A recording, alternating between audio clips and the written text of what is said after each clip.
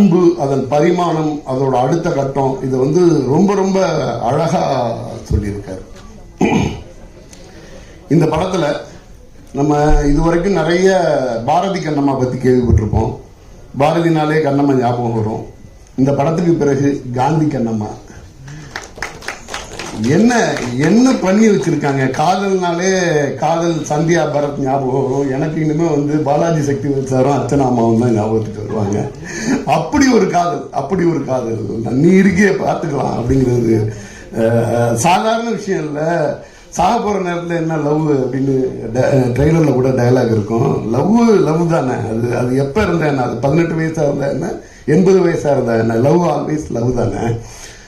அப்படி ஒரு அதான் சொல்றேன், பரத் சந்தியா மாதிரி எனக்கு இருந்துச்சு. பாலாஜி சக்தி சாரும் அர்ச்சனா அம்மாவும் நடிச்சிருந்தது. அவங்க நடிப்பு அறைக்கு நான் சொல்ல வேண்டியதில்லை. ஒவ்வொரு ஃப்ரேம்லையும் வந்து அப்படியே வியக்க வச்சுக்கிட்டு இருந்தாங்க. எனக்கு தெரிஞ்சு அர்ச்சனா அம்மாவோட பொட்டன்ஷியல்ல ஒரு 10% கூட நம்ம இன்னும் யூஸ் பண்ணல, நம்ம இண்டஸ்ட்ரி இன்னும் யூஸ் பண்ணலங்கிறது எனக்கு வருத்தம். என்னன்னா இவ்வளவு பெரிய ஆர்டிஸ்ட் வந்து அம்மா வருஷத்துக்கு குறைஞ்சது ஒரு 5 படமாவது நடிங்கம்மா. இங்க வந்து என்னன்னா அவ்வளவு தேவை இருக்கு, இவ்வளவு சிறப்பா நடிக்கக்கூடிய. சரி, அர்ச்சனா அம்மா இந்த பக்கம் நடிச்சுட்டு இருக்காங்கன்னா, இந்த பக்கம் பாலாஜி சக்தி சார் அவங்க அடிக்கிற எல்லா பாலையும் 6 அடிச்சிட்டு இருக்காங்க. மிக மிக மிக பிரமாதமான நடிப்பை வந்து வெளிப்படுத்தியிருக்காங்க. அந்த காந்திங்கிற கேரக்டருக்குள்ள நம்மளை சேர்த்து அழைச்சிட்டு போயிருக்காங்க. ரொம்ப அழகா வந்து ஒரு காதல் கதையை மையப்படுத்தின, ஒரு மெச்சூர்டு லவ் மையப்படுத்தின ஒரு படமா ஸ்டார்ட் பண்ற இடத்துல நம்மளோட தம்பி பாலா கதாநாயகனா உள்ள வர்றாரு. அது நான் வந்து இந்த கதைநாயகன்கிற வார்த்தையை கூட நான் யூஸ் பண்ணக்கூடாதுன்னு நினைப்பேன். என்னன்னா நிறைய காமெடி பண்ணிட்டு திடீர்னு வர்றவங்களை வந்து கதாநாயகன் சொல்றதுக்கு கஷ்டப்பட்டு அல்லது போடுறதுக்கு பயந்து கதை நாயகன் அப்படின்னு எல்லாம் சொல்லுவாங்க. ஆக்சுவலா கதாநாயகன் தான். இந்த படத்தோட கதாநாயகனா பாலா உள்ள வர்றாரு. ரொம்ப ரொம்ப அந்த உடல் மொழி தன்னை வந்து ஒரு கதாநாயகனா வரணுங்கிறப்ப வந்து தன்னோட பிசிக்கு என்ன மாதிரி ரெடி பண்ணணும், அதுலேருந்து ஆரம்பிச்சு சின்ன சின்ன விஷயங்கள்லாம் வந்து நிறைய ஒர்க் பண்ணிட்டு உள்ள வந்து நடிச்ச மாதிரி இருந்துச்சு. மிக பிரமாதமா பண்ணி இருக்காரு. ஒரு முக்கியமான வளர்ச்சி. நான் அதுல வந்து என்னன்னா, இப்ப வந்து அவர் ஒரு சின்னத்திரையோட பிரபலத்தோட நேரடியா சினிமா நோக்கி வரும் பொழுது அது ஈஸியா இருக்கும். ஆனா அதுல வந்து அவர் வந்து ஒரு மிக கடினமான பாதையை வந்து தேர்ந்தெடுத்திருக்கிறார். அந்த கடினமான விஷயம் வந்து என்னன்னா, சக மனிதர்கள் மேல வந்து அன்பு செலுத்தணும் அப்படின்றது. சக மனிதர்கள் மேல அன்பு செலுத்துறதோ, சக மனிதர்களின் சந்தோஷத்தை நம்ம பக்கத்திலிருந்து பார்க்கணும்னு ஆசைப்படுறதையோ விட கஷ்டமான விஷயம் எதுவுமே கிடையாது. யாரெல்லாம் சக மனிதர்கள் மேல அன்பு செலுத்துறாங்களோ அவங்க மேல பல்லாயிரக்கணக்கான அம்புகள் வீசப்படும். நீங்க வந்து என்னன்னா, நான் நிறைய பார்த்துட்டு இருக்கேன். நீங்க வந்து உங்களுடைய துறையில இருந்துட்டு அந்த துறையோட வேலையை மட்டும் பார்த்துட்டு போகும்போது பிரச்சனை இருக்காது. நான் வந்து ஒரு துறையில இருக்கேன், என் சக்தியை மீறி நான் ஒரு விஷயத்த மற்றவங்களுக்கு பண்றேன் அப்படின்னப்ப இங்க வந்து வன்மம் ஆட்சி செய்கிறது. வன்மத்துக்கு வந்து நிறைய பிரியாரிட்டி இருக்குது. நம்ம பிரசிடென்டே எடுத்துக்கலாம். ரொம்ப ரொம்ப இங்க வந்து பாலிசியோட எழுதுறவங்க, இங்க உள்ளவங்க அவ்வளோ எழுத்தாளர்கள் இருப்பாங்க. அந்த பேனாவுக்கு மிகப்பெரிய நெறிகளை வந்து அவங்க கடைபிடிப்பாங்க. காலங்காலமா அவங்க வந்து பத்திரிகையில எழுதிக்கிட்டு இருப்பாங்க. அவங்க அந்த விமர்சனத்துல அந்த சினிமா மேல இருக்கக்கூடிய அன்பு வெளிப்படும், அந்த மக்கள் மேல இருக்கக்கூடிய பாசம் வெளிப்படும். ஏதாவது தவறுன்னா தவறை சுட்டி காட்டுற மாதிரி எழுதுவாங்களே ஒழிய வெறுமனே அந்த விமர்சனத்தை வந்து ஹைலைட் பண்றதுக்கான விமர்சனம் எழுதாத அத்தனை பத்திரிகையாளர்கள் வந்து இங்க வந்திருக்காங்க. அதே சமயத்துல வந்துட்டு என்னன்னா, சினிமா மேல வெறுப்பை கொட்டி ரொம்ப சர்வசாதாரணமா ஒரு வீடியோ போட்டுட்டு வெறும் காழ்ப்புணர்ச்சியை மட்டுமே காட்டக்கூடிய விமர்சனங்கள் வந்து மிகப்பெரிய விமர்சனமா வந்து மக்கள் மத்தியில போய் சேர்ந்துகிட்டு இருக்கும். காலங்காலமா உட்காந்து பக்கமா எழுதிட்டு இருப்பாங்க. அவங்களோட வந்து நார்மல் நல்ல மக்கள் மட்டுமே பார்த்துக்கிட்டு இருப்பாங்க. என்னன்னா இங்க வந்து என்னன்னா அதோட ரீச் அப்படிங்கிறது வந்து என்னன்னா ஏன் வன்மத்தை வந்து அதிகமா பாக்குறாங்க. ஒரு படம் பத்தி சொல்லும்போது ஒரு ஹீரோவோட பர்சனலை பத்தி பேசப்படுற விமர்சனம் வந்து பெரிய விமர்சனமா மக்கள் மத்தியில் போய் சென்று சேரும். ஏன்னா இங்கே வன்மங்கள் ரசிக்கப்படுகின்றன, அன்பு நிராகரிக்கப்படுகிறது. எப்போ ஒரு அன்பு பாதைய தம்பி வந்து எடுக்கிறாப்லையோ, இப்ப வந்து என்னன்னா இது வரைக்கும் அவர் வந்து ஒரு காமெடியனா நடிச்சுக்கிட்டு இருந்தாரு, விட்டுருவாங்க. ஏன்னா சின்ன பையன் பாவம் அப்படிங்கிற லெவல்ல ஒரு நடிகரா வந்து ஒரு கதாநாயகனா ஜெயிக்க ஆரம்பிச்சா நிறைய கேள்வி கேட்க ஆரம்பிப்பாங்க. இவரு நடிச்சிட்டு பேசாம போய் வீட்டுல படுத்துட்டாலோ இல்ல குடிச்சிட்டு படுத்துட்டாலோ இவர் மேல எந்த கேள்வியுமே இருக்காது. அவர் அப்படிதான் அப்படின்னு சின்னதா வந்து இவர் நல்லது செய்ய ஆரம்பிக்கிறாரு அப்படின்னா இந்த நல்லது செய்யறத பத்தி அவ்வளவு கேள்விகள் வரும். இங்க சமுதாயத்துல வந்து ஒரு மிகப்பெரிய முரண் இருக்கு. நீ என்ன பெரிய நல்லவனா, இது வந்து மிகப்பெரிய முரண். இந்த முரணை வந்து ரசிக்கிறதுக்கு பெரிய கூட்டம் இருக்கு. இதுக்காக வந்து இந்த சமுதாயம் வந்து நல்லவர்களால் நிறைந்தது இல்லையா அப்படின்னா நல்லவர்கள் எல்லாம் அமைதியா இருப்பாங்க.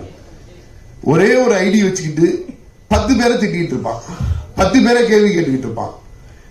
80 வயசுல ஒரு பிரின்சிபலோட வாழ்ந்த ஒரு நடிகர் அவர் போகும் பொழுது ஒரு சின்ன விஷயம் இருந்தாலும் அதை பத்தி 500 கேள்விகள் கேட்பாங்க. அவர் வந்து அவர் லைஃப் வந்து அவ்வளவு பிரின்சிபலா வாழ்ந்தாரு, அவரால் யாருக்கும் எந்த கெடுதலும் நடந்ததில்லை அப்படின்னு சொல்லும்போது அவரோட ஃப்ரெண்டு கொண்டாந்து கொடுத்த சால்வையை தூக்கி போட்டாருன்னா அதுக்கு வந்து ஒரு 5000 பேர் விமர்சனம் பண்ணுவாங்க. அதுக்கு போய் உட்கார்ந்துட்டு இவர் வந்து விளக்கம் கொடுத்துக்கிட்டு இருப்பாரு. அது கிடையாது. 80 வயசு நம்ம வீட்டில் உள்ள ஒரு தாத்தா, ஒரு 75 வயசுக்கு மேல உள்ள ஒரு தாத்தாவுக்கு என்ன மரியாதையோ அதை தானே நம்ம கொடுத்துருக்கணும். ஒரு மூத்த கலைஞன், அவங்க வந்து அவருக்கும் அவர் ஃப்ரெண்டுக்கும் உள்ளது. அவர் இஷ்டப்பட்டா அந்த சால்வையை போட்டுக்கலாம், இல்லாட்டினா போடாம தூக்கி போட்டுடலாம். அதுக்கும் வந்து அந்த பெரிய கலைஞர் வந்து உட்கார்ந்து விளக்கம் கொடுத்துட்டு இருப்பாரு. விளக்கமே கொடுக்க கூடாது. ஏன்னா இங்க வன்மத்தை மட்டுமே மேல தூக்கி வச்சு கொண்டாடிக்கிட்டு இருக்க ஊரா இருக்குது. அதாவது அந்த ஆன்லைன்ல இருக்கக்கூடிய விஷயங்கள். இப்போ இந்த பாலா மாதிரியானவங்க வந்து ஒரு சில பேர் இப்போ வந்து என்னன்னா இவரு சக மனிதர்கள் மேல, ஏன் நான் இந்த அன்பு பத்தி பேசுறேன்னா இந்த படம் அன்பு பத்தி பேசுது. இந்த படம் வந்து அன்பு பத்தி பேசுது. நான் அதுக்காகவே இதை பேச வேண்டியதா இருக்குது. சக மனிதர்கள் மேல அன்பு செலுத்தக்கூடிய ஒரு நடிகன் வர்றான், புகழ் வெளிச்சத்தோட வர்றான் அப்படின்னா அவங்கள கேள்வி கேட்கறதுனாலேயே இவங்களை தங்களை பெரியவங்களா நிலைநாட்டிக்கலாங்கிறது ஒரு கருத்து. இந்த கேள்வியை இவங்களால வந்து என்ன பண்ண முடியாதுன்னா பக்கத்துல இருக்க உள்ள வார்டு கவுன்சிலரை கேள்வி கேட்க முடியாது. குழாயில தண்ணி வரலன்னா அந்த கவுன்சிலர்கிட்ட அவங்களால அந்த கேள்வி கேட்க முடியாது. ஆனா என்ன பண்ணுவாங்க, என்ன பசியில உள்ளவங்களுக்கு எல்லாம் பாலா சாப்பாடு போட்டாராமே, காசாவில் 2 பேர் செத்து போயிட்டாங்க, ஏன் அங்கே போய் போடலன்னு கேள்வி கேட்பாங்க. அவருக்கு கனெக்ட் ஆகக்கூடிய விஷயத்த யாரோ ஒவ்வொருத்தருக்கும் ஒவ்வொரு விஷயம் கனெக்ட் ஆகும். அவர் வந்து அடிமட்டத்து மக்களை பார்த்து வந்திருக்கிறதுனால ஒரு சாப்பாடு 4 பேருக்கு சாப்பாடு போடணும்னு நினைக்கிறாரு, அவரை பண்ண விடுங்க அப்படிங்கிற மாதிரி இருக்கும். ஏன்னா இது வரைக்கும் ஏன்னா இது வந்து ஒரு பொறுப்புணர்ச்சியிலேருந்து சொல்றேன். புகழ் வெளிச்சம் ஃபர்தரா அவர் மேல வீசப்படும் பொழுது அடுத்தது வந்து இமிடியேட்டா விமர்சனம் வைக்கப்பட இருக்கும். அந்த விமர்சனம் வந்து என்னன்னா அது உங்களை தாக்குறதுக்காக இருக்காது, அவங்கள நிலைநிறுத்திக்கிறதுக்காக இருக்கும். ஸோ ஒரு வளர்ந்து வரக்கூடிய ஒரு நடிகரா கதாநாயகனா உங்களை வரவேற்கிறேன். சக மனிதர்கள் மேல நீங்க காட்டக்கூடிய அன்போ பாசமோ அது அப்படியே இருக்கட்டும். ஏன்னா ஒரு சாதாரண மனுஷன் சக மனிதர்களோட அன்போடையும் வெற்றி பெற முடியுங்கிறதுக்கு ஒரு அடையாளமா பாலா வரணும்னு நான் ஆசைப்படுறேன். இந்த வெற்றி இது மாதிரியான சாதாரண மனிதர்களோட மிகப்பெரிய வெற்றி இந்த காலகட்டத்தில் 2025 சக மனிதர்கள் மேல அன்பை செலுத்தி வெற்றி பெற முடியுங்கிறது வந்து அடுத்த கட்டத்துக்கோ இல்லை இருக்கக்கூடிய மக்களுக்கு நம்பிக்கை அளிக்கக்கூடிய ஒரு விஷயமாவோ இருக்கும். கலீல் ஜிப்ரான் சொல்லுவார் ஆன் லவ் அப்படிங்கிற ஒரு கவிதையிலிருந்து, அன்பு உங்களை அழைக்கும் பொழுது அதை பின்தொடருங்கள். அந்த பாதை வந்து கரடு முரடாக இருக்கும், உங்களுக்கு வழி கொடுக்கக்கூடியதா இருக்கும், பின்தொடருங்கள். அன்பு உங்களை அடைக்கும் பொழுது அன்பை நம்புங்கள், அது உங்களை நெருக்கும், உங்களை நொறுக்கி போடும். அன்புடனேயே இருங்கள். நீங்க வந்து அன்புகிட்ட இருந்து நீங்க வந்து நிறைய அன்பை கொடுக்கும்போது அன்புகிட்ட இருந்து நீங்க எதையுமே பெற முடியாது. நீங்கள் ஃபைனலா அன்பை மட்டுமே பெறுவீங்க. உங்களுக்கு வந்து அந்த அன்பு வந்து உங்களை வந்து சிலுவையில் அறையும், மிகப்பெரிய நகைக்கீரல்களை கொடுக்கும், அந்த நகைத்தீரர்கள் அன்பினால் ஆனவை, அதை பற்றி கவலைப்படாதீர்கள். இது வந்து கலீல் ஜிப்ரானோட கவிதை என்னைக்கோ படிச்சது, அதை நான் சொல்லணும்னு சொன்னேன். ரொம்ப அவையில் போயிட்டோமோன்னு நினைக்கிறேன். தம்பி ஜெய்கிரன் வந்து சபதியா இருந்து தயாரிப்பாளராக வர்றார் அப்படின்னு சொன்னாங்க.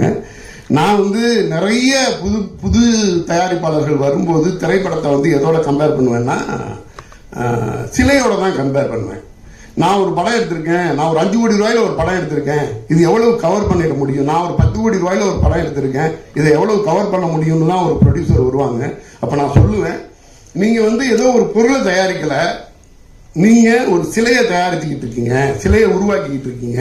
அது கண்ணு காது மூக்கு எல்லாத்தோட வந்துருச்சுன்னா அது சிலை. சப்போஸ் எனக்கு ஒரு கண்ணு சரியா வரல, காது சரியா வரலன்னா அது கல்லு தான், அது சிலை இல்லை அப்படின்னு சொல்லிட்டு பல தயாரிப்பாளர்கிட்ட பேசியிருக்கேன். ஒரு சிலை வடிக்கக்கூடிய ஸ்தபதியே தயாரிப்பாளராக வந்திருக்காங்க. கண்டிப்பா இவர் வந்து திரைத்துறையில வந்து நிறைய சிலைகளை நிறைய திரைப்படங்களை அந்த மாதிரி கொடுப்பாருன்னு நான் நம்புறேன். வாழ்த்துக்கள் அவருக்கு. விவேக் மெர்வின் அவங்களோட இசை, நமக்கு வந்து 2 சாங் போடுவாங்கன்னு நினைச்சேன். இந்த ட்ரெய்லரை விட அந்த சாங் வரும் பொழுது இந்த படத்தை பற்றி பத்திரிகையாளர்கள் இன்னும் கொஞ்சம் நெருக்கமாக தெரிஞ்சுப்பாங்க அப்படின்னு நான் நம்பினேன். சில காரணங்களால வந்து அந்த சாங் போட முடியல. வாய்ப்பு இருந்துச்சுன்னா இந்த ஃபங்க்ஷனோட கடைசியில் வந்து அந்த சாங் இது பண்ணுவாங்கன்னு நான் நினைக்கிறேன். மிகச்சிறப்பாக எல்லாருமே இதில் வந்து பணியாற்றி இருக்காங்க. பாலாஜி சக்திவேல் சாரோட நண்பராக நடித்திருக்கக்கூடிய அமுதவாணன்லேருந்து ஆரம்பித்து கதாநாயகிலேருந்து ஆரம்பித்து எல்லாருமே சிறப்பான பங்களிப்பை தந்திருக்காங்க. இந்த திரைப்படம் மிகப்பெரிய வெற்றி படமாக அமைகிறதுக்கு என்னுடைய வாழ்த்துக்கள். நன்றி.